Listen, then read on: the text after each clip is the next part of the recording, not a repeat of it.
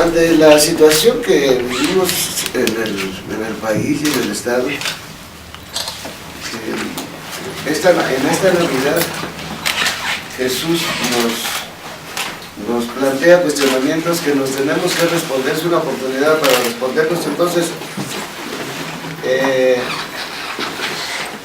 yo en mi mensaje de Navidad, en una primera parte, expongo cómo Jesús vino a nacer en medio de los más pequeños.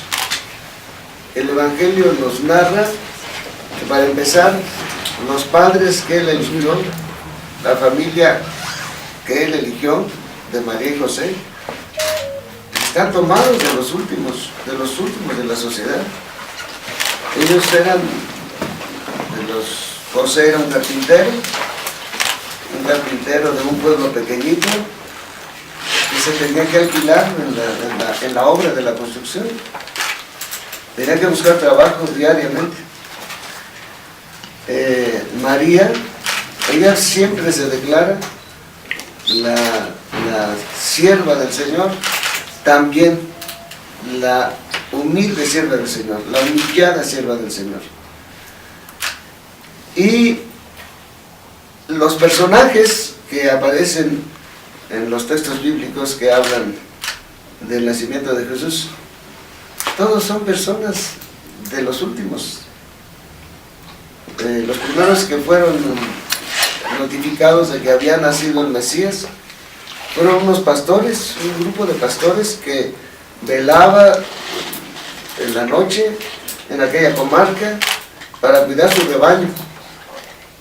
Los pastores eran personas segregadas de lo religioso. No podían entrar al templo ni podían entrar a las sinagogas porque la ley de la pureza lo prohibía, porque los pastores vivían en el campo y quién sabe qué animales tocaban y por lo tanto eran impuros. Pero también los pastores eran personas pobres, eran personas que tenían una vida de lo más sencilla y de lo más pobre. Entonces es a ellos a quienes les llega el primer anuncio y les dan: es un Salvador, el que nace en Belén, la ciudad de David. Él es el Mesías y el Señor. Pero hay algo también que caracteriza este acercamiento de los pequeños al nacimiento de Jesús. Ellos son portadores de un mensaje también para María y para José y para los que nos escuchan. Lo vemos en primer lugar en la persona de los pastores, porque ellos llegan a decirles lo que los ángeles les han comunicado a ellos. Entonces María, una pequeñita, recibe una confirmación de aquello que el ángel le ha dicho a ella, que este niño sería llamado Hijo del Altísimo, este niño sería el Santo y sería llamado Hijo de Dios, que este niño iba a tomar el trono de David su padre, iba a reinar sobre la casa de Jacob por siglos. Después, los pastores se van. María, dice el Evangelio, estas cosas las meditaba en su corazón. Cuando llega el momento en que María tiene que ir a presentarse al templo, era la purificación de la mujer que había dado a luz, pero también era el hijo primogénito que tenían que ofrecer un sacrificio para rescatarlo. La ley de Moisés ordenaba que por cada primogénito, entre los pobres, ellos eran pobres, tenían que dar o 2 pichones o 2 palomas para que se sacrificaran. Llegaron al templo y allí en el templo de Jerusalén, al primero que se encuentran es un anciano que se llamaba Simeón, que era un hombre justo y piadoso, temeroso de Dios, a quien Dios le había prometido que no se iría de la tierra sin haber visto al Mesías. Y llega, movido por el Espíritu Santo, al templo cuando llevaban los papás del niño a presentarlo al templo, a rescatarlo, y lo toma en brazos y glorifica a Dios y se regocija, porque ahora ya me puedes dejar ir en paz, porque mis ojos han visto a tu Salvador, a quien has presentado como luz de todos los pueblos y gloria del pueblo de Israel.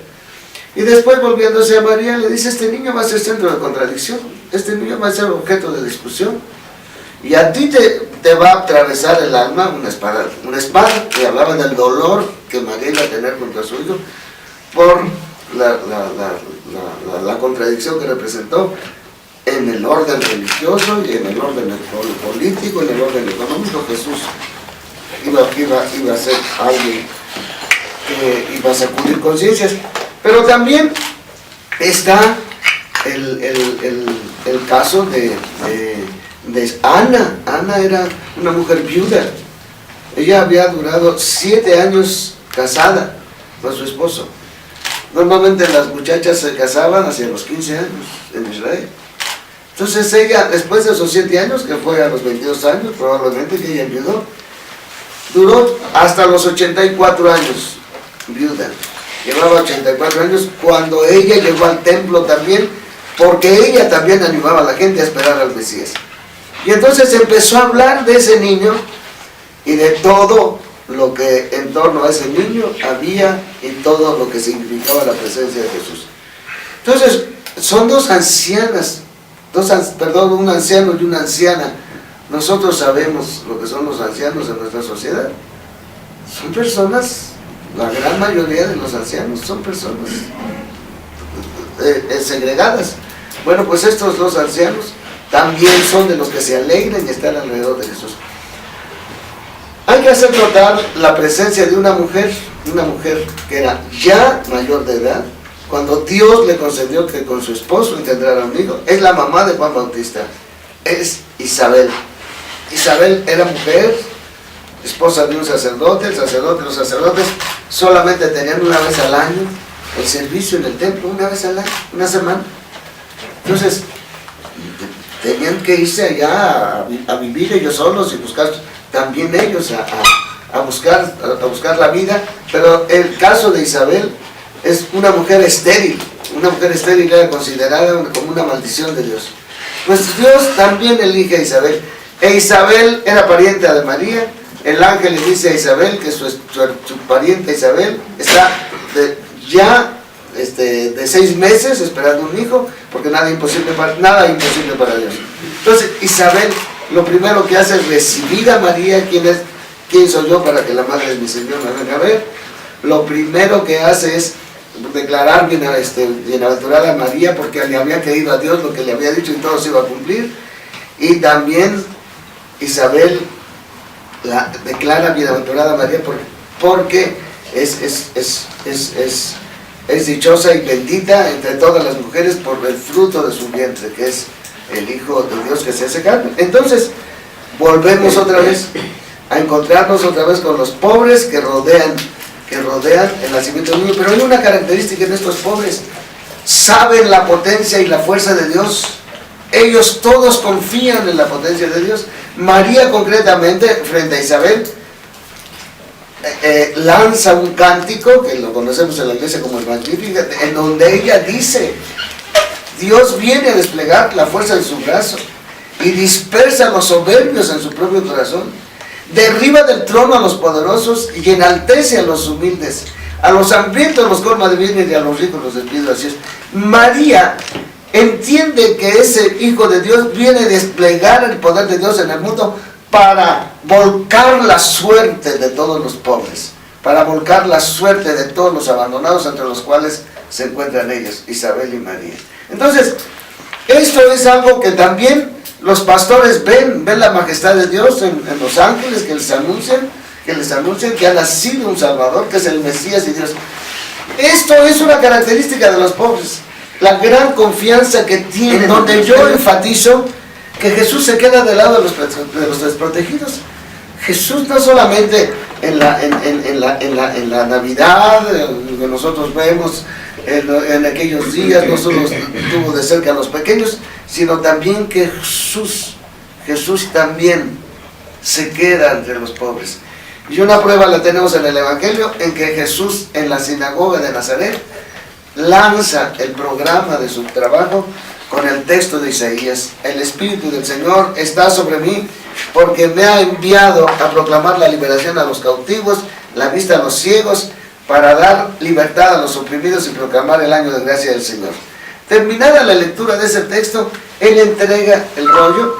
No era un libro como los de ahora, eran rollos que se enredaban en dos trozos de madera, tallado por supuesto, y se corría así, las páginas se corrían, acá se enrollaba y de acá se desenrollaba. Entonces le entrega el rollo de Isaías al jefe de la sinagoga y Jesús dice: esta escritura hoy ha llegado a su cumplimiento. O sea, Jesús es aquel que viene para anunciar la buena nueva a los pobres, para anunciar a los cautivos su liberación, para anunciar a los oprimidos su libertad y para curar los ojos de los ciegos. Esto es algo que nosotros vemos desde el principio del Evangelio. Jesús se pone desde el lado de los oprimidos, desde el lado de los pobres, de los excluidos. Pero también el Evangelio de Mateo nos habla de que nos pone como primer mensaje de Jesús en su Evangelio el discurso de las bienaventuranzas, en donde las bienaventuranzas, Jesús vuelve otra vez a declararse a favor de los orillados de la sociedad y anima a quienes trabajan para que toda injusticia, discriminación y estigmatización y exclusión desaparezcan. A todas y todos quienes asumen las causas de Jesús, que son la vida digna, que son la vuelta otra vez a la fraternidad y a la solidaridad, que son el que no existan más estigmatizaciones, no existan más discriminaciones. La causa de Jesús es la causa del hombre, es la causa de la unidad de la familia humana en un solo ser. Esa es la causa de Jesús. Y Jesús anima a quienes asuman esa causa, porque van a tener muchas dificultades, nos dice Jesús. Pero también Jesús, a los excluidos, que quedan en el llanto, que quedan en el hambre, que quedan añorantes de justicia, Jesús los llama dichosos. ¿Y cuál es la razón por la que Jesús llama dichosos a estos segregados de la tierra? Porque no tienen las manos sucias, porque ellos no forman parte de la construcción de esta sociedad que victimiza constantemente, esta sociedad que cierra las puertas a la gran mayoría para tener acceso a la justicia y a vivir como verdaderos hijos de Dios. Entonces Jesús ve en estos marginados de la tierra, son las personas que no tienen nada que ver con la construcción de los sistemas, nada que ver, los sistemas políticos y económicos excluyentes y causantes de múltiples desgracias. Entonces, en las bienaventuranzas nosotros vemos otra vez a un Jesús que desde el principio estuvo cerca de los pequeños cuando nace y sigue cerca de los pequeños. Y yo leí un texto en el Evangelio de Mateo, en el capítulo 11, en donde Juan Bautista, desde la cárcel, a donde había sido metido a la cárcel por insidias de Herodías, la esposa de Herodes, el rey, Jesús, estando en la cárcel, Juan Bautista la manda a preguntar a Jesús: ¿eres tú el que ha de venir o debemos esperar a otro? Y Jesús les dice: vayan y cuéntenle a Juan lo que han visto. Dice: los ciegos ven, los cojos andan, los ciegos oyen, los sordos escuchan, los cojos andan, los leprosos quedan limpios, y a los muertos resucitan, y se anuncia el Evangelio a los pobres. Jesús pone como una característica fundante del proyecto que Él viene a realizar la atención a las personas más dañadas, y de manera especial el anuncio de la buena noticia a los pobres. Y aquí es en donde yo quisiera decir las dos cosas que concluyo en este mensaje. Concluyo con que Jesús nos pone frente a dos cuestionamientos que es muy importante que nosotros tengamos en cuenta en este momento en que vivimos en una sociedad prácticamente destruida en sus estructuras. Jesús, en esta Navidad, nos reclama mayor atención a los pobres, mayor atención a todo lo que está produciendo marginación y está produciendo pobreza y está produciendo injusticias. No podemos seguir ligados a políticas públicas, a políticas económicas, que están generando pobreza, que generan violencia y desprecio contra los ciudadanos. Esto es muy delicado. Debemos parar, debemos detenernos. La causa de Jesús es, sobre todo, la vida digna para esos abandonados.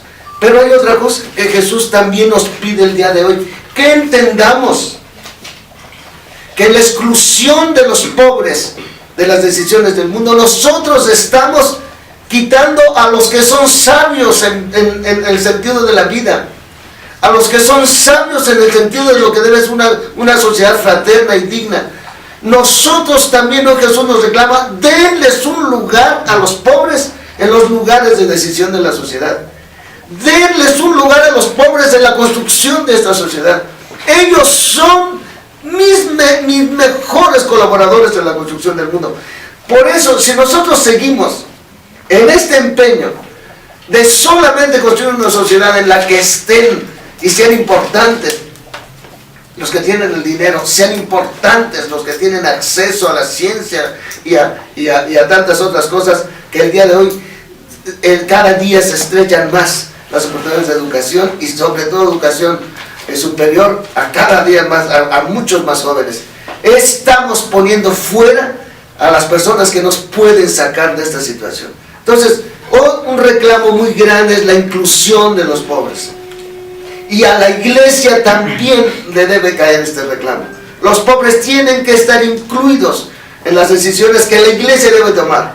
Nosotros muchas veces, la iglesia, nos vemos muy del lado del poder porque escuchamos solo a los grandes. En nuestros consejos solamente están los grandes en todos los sentidos. Esos son los que sí nos van a decir cómo debe ser la sociedad. Y los pobres no son escuchados. Estamos cometiendo un error.